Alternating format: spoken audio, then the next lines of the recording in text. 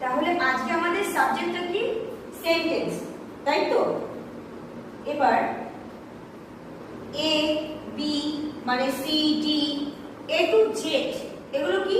এক একটা লেটার। এগুলো কি? এক একটা লেটার।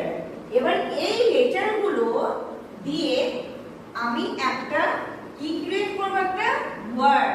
ধর এর পর বি তারপরে সি যেভাবে বসে আর কি, সেভাবে বসালে কি কোনো একটা ওয়ার্ড হবে?